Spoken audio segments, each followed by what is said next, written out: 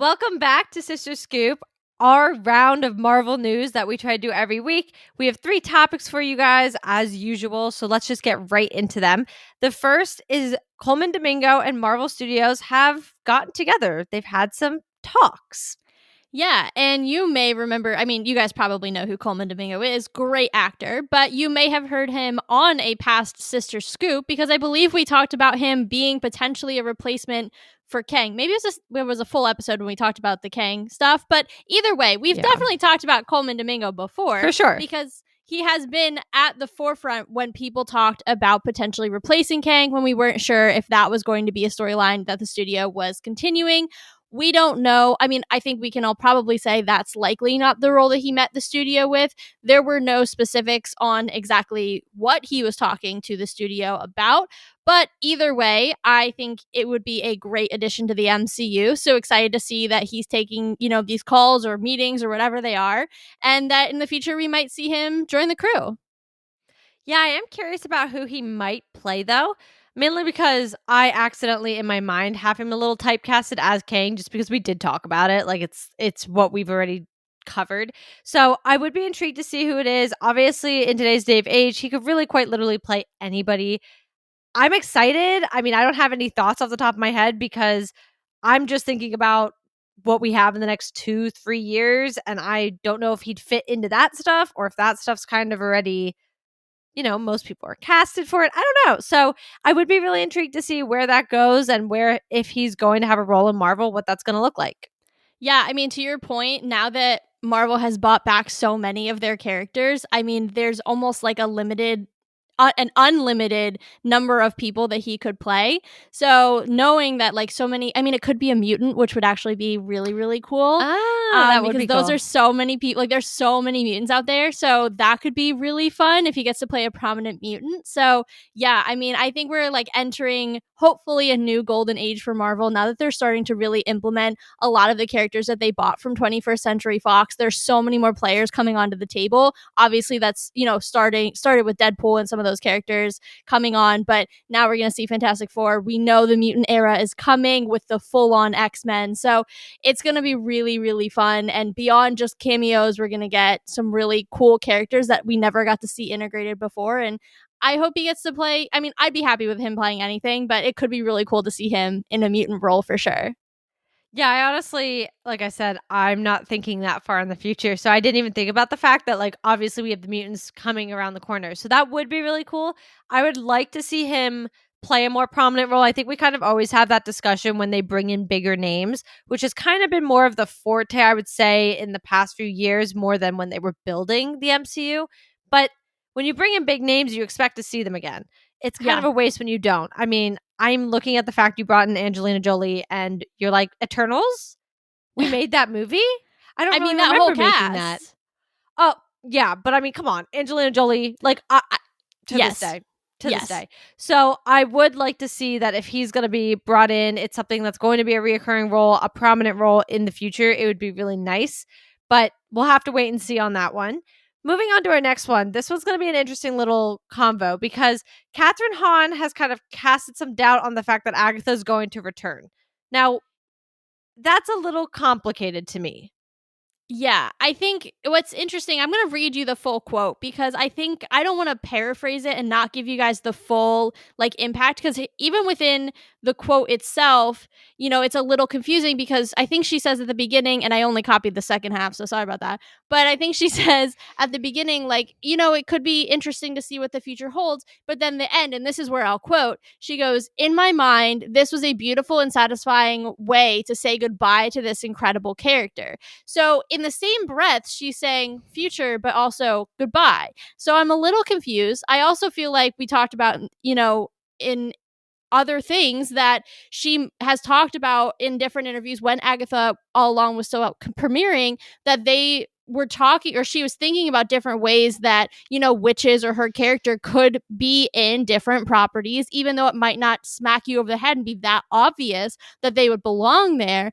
And so this is just like continuing to be contradictory. Is it because she's trying to throw us off the scent? I don't know. Or what is going on? But yeah, it is a little bit of a weird one. Well, I'll take it from the other direction.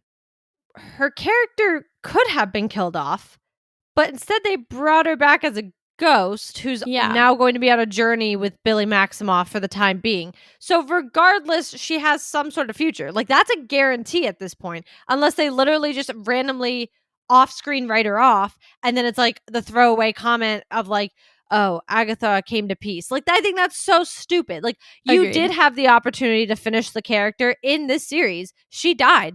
I didn't expect her to come back as a ghost. I'm sure other people didn't entirely expect that either. So like I guess it's confusing because there is still literally a future set for her. So it is a little weird. I mean, I will agree. I know in the comics that like I feel like Agatha does kind of go from ghost form back to it's weird, but does go back to like human living form in some capacity. So Yes. technically that can happen. Do I think it's going to go that way? I don't know. But regardless, she's still in ghost form and there's precedence to it. And we literally set that up. So she is to some capacity returning and having a future no matter what. Yeah, it seems like a weird attempt at a misdirect when we all already kind of know that the thing you're trying to misdirect is kind of confirmed. So it maybe doesn't make, as my curtain falls, maybe doesn't make total sense to use this as the one thing that she's going to try to like debunk when you've already kind of almost confirmed it, to your point. Yeah. So it's a little weird, but we'll have to just see how that one shakes out as well. Lastly, this was big news. I saw this and was like, wow, it makes sense, but I'm shocked. There's Yeah. quite a gap for Born Again between season 3, which Netflix finished, and coming back now under the Marvel kind of name. 5 years. 5 years happens between season 3 and the continuation, which technically is like a season 4, but season 1 of Born Again. Yeah, and this is coming directly from one of the actors. The actor who's reprising his role to play Bullseye has come out and said, there is a 5-year gap. I thought it was interesting. The article that I was reading in preparation for this episode was talking about how it actually should be more. Like, if you do the math, season 3 of the Netflix show, they put it at, I believe, 2018. So if they wanted them to be, beyond, we obviously know the 5-year blip and snap and all of that happened in 2018 through 2023, but the MCU itself is in 25, 26, I believe. So they were saying it actually should be closer to 7 or 8 years if it wants to be in the present day MCU. And that is because he's already come and done cameos in She-Hulk and No Way Home. So he has to be in the present day MCU because he's already been there. So it might actually be more. Maybe he was rounding and saying, oh, yeah, it's like a 5-year jump. And that's kind of like a loose number. But I think the big point here is to what you were saying, Katie, there is going to be a big gap. I think it's both surprising and not, in the sense that you have to have the same character, but it can't be like an immediate continuation because so much has Right. happened. So it logically makes sense. I guess I just never really thought about it. It does make sense. I think I get triggered whenever I see the 5-year gap of any type. Like I think I Yes. saw that and I was like, okay, take some deep breaths. I think it has to happen, but it's interesting that's happening. I would like to see how that shakes out because as you pointed out, which makes a lot of sense, he has been now in 2 projects that have come out post Endgame. And Mm-hmm. so we already had the 5 years. Then on top of that, maybe No Way Home was 2021 for us, but guess what? That's not 2021 for them. So while we can't entirely place She-Hulk, we have a little bit more of an ability to place No Way Home. Not perfectly, but we do know it obviously has to happen earlier in phase 4. So that being said, it is a little confusing on how this is going to shake out. I also am going to wonder, like, are they going to try and have it before She-Hulk and the No Way Home appearances, or is it going to be after? And that might be a very hard question to answer. They might never really talk about it, which I really hope they don't do, but they might not. Well, and the other thing that the article pointed out that's interesting is we know for a fact that Daredevil was around during the blip. He was not snapped. We know that from Echo. So it's not just, oh, hey, if you're doing a 7 or 8 year gap, you're only really trying to figure out what happened to the character for 2 or 3 years. No, it's a full 7 or 8 years for Matt Murdock that he lived his life that we have no idea what happened. It'll be interesting to understand then for the supporting cast, were they blipped? How was their life, affected, Yeah. and how have they moved on? So I actually think that, as funny as it is to be, I guess that'll be beginning of, where even are we? Phase 6 already? I think we're there. Are we Where considered to be in phase 6? I don't actually I know don't what the know. end was. I don't know. Either way, we're either at the tail end of 5 or we're in 6 because Yeah. nobody's keeping track anymore. It is going to be interesting because I think they're going to have to address it in at least the first episode to go all the way back to the end of phase 3. And it might be a little frustrating, I'm not going to lie. Yeah, it's going to be interesting. I think that's going to be your small hiccup. When Mhm. I think a lot of people were looking at this like, oh, great, it's a continuation. But you have to remember it's a continuation with him being brought into the wider MCU. So, yes, they are continuing the story told by Netflix. However, you're going to have some hiccups. There are going to be things that don't exactly work out, especially when you brought Kingpin in for Hawkeye and Echo. He's Mhm. already been, and those are prominent roles. Like, obviously, I know that Matt made his appearances in No Way Home and Echo as well. But like, well, it's She-Hulk. So actually he's been in 3.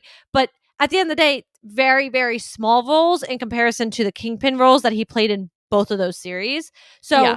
I think when you have that, you have to fill in gaps, but it's not always going to be seamless. So I do think we're going to see a little bit of hiccups. I don't know if it's going to work exactly, but it's going to have to probably be something we're just going to have to get over. Yeah, which is going to be frustrating, but hopefully they do it like make the best of a semi bad situation in terms of like timelines and having to like retcon stuff in. So I hope they're able to do it as seamlessly as possible because to your point, there's going to be a little bit of bumpy rides no matter what. Yeah. Well, with that, we are out of time and we've covered our 3 topics. So make sure you guys are coming back next week as we cover more Marvel news, another 3 topics of things that are coming out. So join us here. You can follow us or subscribe on YouTube and make sure you're following us on our socials too to keep up with us and the podcast. See you guys next week.